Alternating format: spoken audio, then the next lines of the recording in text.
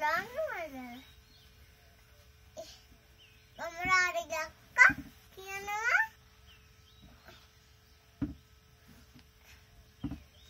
ඒ කොක්කා පොඩිටියට දැම්මේ කියනවා.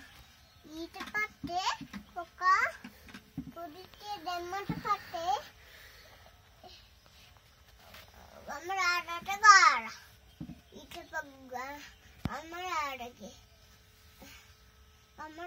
අක්කා කියනවලු බක්කා බට බෝනික්කේ දෙන්න එපෝ කියන කාටුන මාටිකා මොකෝ කොම